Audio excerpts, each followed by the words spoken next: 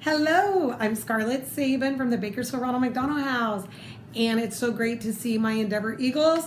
And I am here to read some fun Halloween books for you all today. So, the first one we're going to read is The Mystery of the Flying Orange Pumpkin. I'm very excited to see what this one is about because I have never read it before. So, let us see what it's about. Ooh, we can think of pumpkin pie while we're reading today. Brian, Ellis, and Joan bought pumpkin seeds to grow a Halloween jack-o'-lantern. Their friend and neighbor, Mr. Bramble, said, "Let's plant them here in my garden." A pumpkin vine came up and blossomed. Another neighbor, Mrs. Wilkins, helped them to take care of it. There's great illustrations in this one. When a small pumpkin appeared, Mrs. Wilkins painted a smile on its face. The friends named it Patterson. All summer they took care of their pumpkin and looked forward to Halloween. I did not know you named a pumpkin. That's pretty nifty. This year, I'm going to be a bat, said Brian. I'll be a queen, said Joan. I'll be an alligator, said Ellis. I'll be a dwarf, said Mr. Bramble. I'll be a butterfly, said Mrs. Wilkins.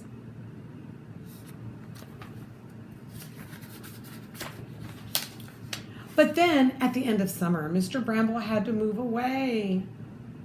When Mr. Kellog, the new owner, moved in, Ellis and Joan and Brian went to meet him. They showed him Patterson Pumpkin.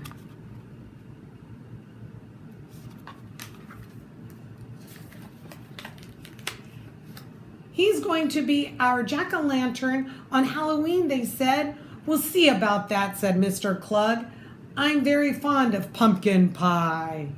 We could have both, suggested Joan.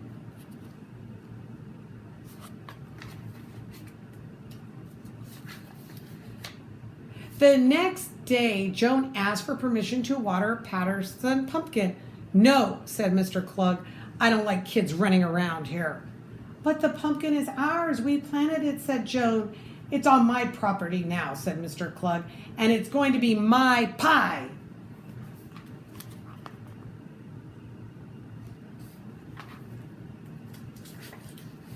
Joan called a meeting of the club. Next week is Halloween, she said, and we're not going to be able to carve our pumpkin. Maybe some Halloween tricks and treats will solve this problem, said Mrs. Wilkins.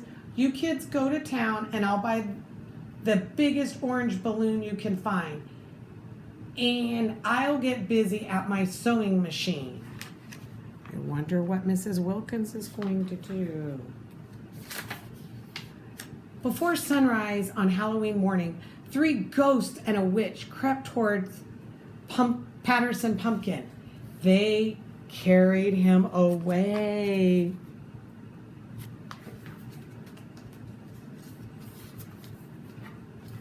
I wonder where he is.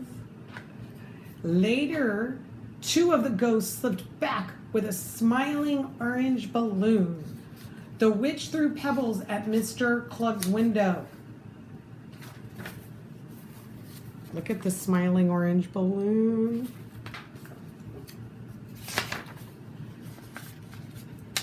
She cried, "Oh, kitty, pop pity, fiddly fay, pumpkin, rise and fly away." "Police! Police!" shouted Mr. Kellog.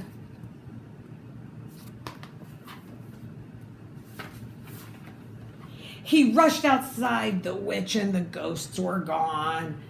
I can't call the police to report a flying orange pumpkin, thought Mr. Kellog. They tell me I'm crazy. Look at it. It's just flying away. Later that day, Mrs. Wilkins telephoned Mr. Kellog. "Emergency," she cried. "Please come at once." Mr. Kellog ran next door.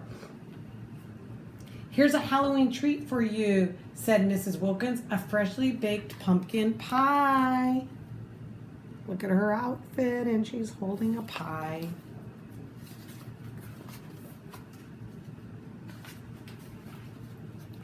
We have a surprise too, said Brian. A jack-o'-lantern for your front porch. And here's your Halloween costume, said Mrs. Wilkins. Step inside and try it on. Look at that pumpkin.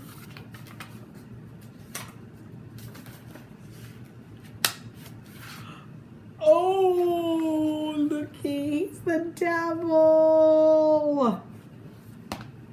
That was a fun book on the mystery of the orange pumpkin. Now, I have a dog. Her name is Billie Jean. And so I have never seen this book in a library when I have been a reader before. So I thought I would read a book called Dogzilla. Ooh, we're going to see what Dogzilla is about. So, it was summertime in the city of Mouseopolis, and mice from all corners of the community had come together to compete in the first annual barbecue cook-off. Look at that. The mice are cooking barbecue.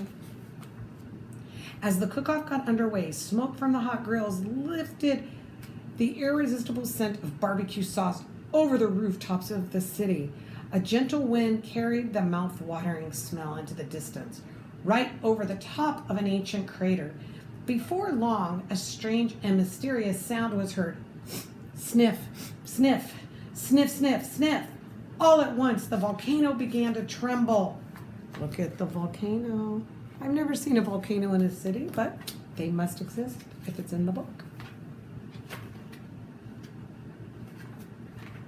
And suddenly, up from the very depths of the earth, came the mortifying creature ever known to mouse kind, the dreadful Dogzilla. But that dog doesn't look dreadful. Immediately, soldiers were sent out to stop the mighty beast. The heroic troops were led by their brave commanding officer, the Big Cheese. All right, you old flea bag, squeaked the Big Cheese. Get those paws in the air. You're coming with us. So the mouse is trying to arrest the dog. Without warning, the monstrosity mutt breathed her horrible breath onto the mice. Doggy breath, screamed the soldiers. Run for your lives. Hey, come back here, shouted the Big Cheese to his troops. What are you, men or mice? We're mice, they squeaked.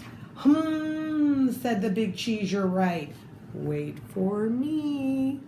I don't think dog breath is that bad. That looks like a sweet doggy. The colossal canine followed the soldiers back to Mouseopolis, licking up all the food in her path.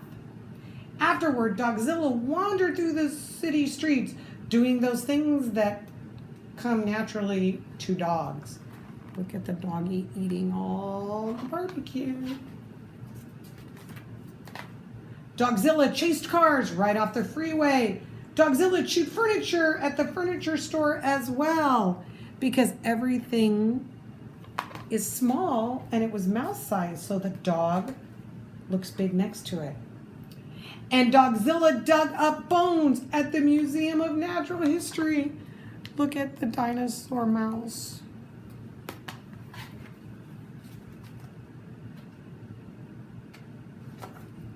Meanwhile, the Big Cheese had organized an emergency meeting with one of the city's greatest scientific minds, Professor Scarlotte O'Hare. Gentle mice, said Professor O'Hare. This monster comes from prehistoric times. It is millions of years old. Maybe we could teach it to do something positive for the community, suggested the Big Cheese. I'm afraid not, said Professor O'Hare. You simply cannot teach an old dog new tricks. If we're going to defeat this dog, we have got to think like a dog. We've got to find something that all dogs are afraid of. Something that will scare this beast away from Mouseopolis forever. I've got an idea, squeaked the Big Cheese. Within minutes, the mice had assembled at the center of town. All right, Dogzilla, shouted the big cheese. No more Mr. Mice Guy. It's bath time. Uh-oh. Bath time.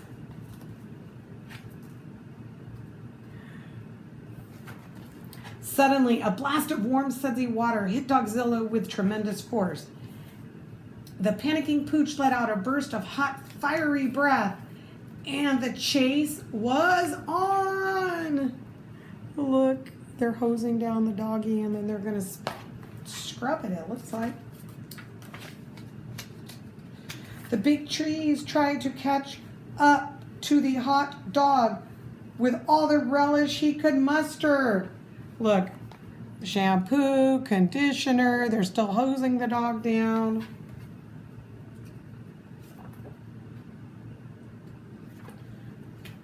Dogzilla hightailed it out of town and back into the mouth of the ancient volcano. Well, I'll be doggoned, squeaked the big cheese. It worked. With the horrifying memory of the bubble bath etched in her mind forever, Dogzilla never returned to Mouseopolis.